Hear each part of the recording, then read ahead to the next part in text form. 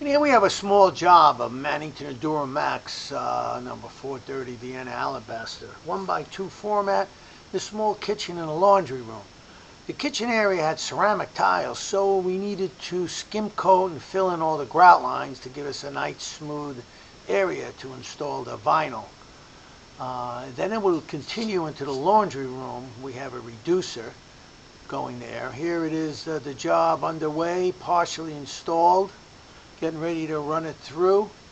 And this is the completed kitchen area, and it's going to again transition into the laundry room with a transition there. So this is the kitchen completed.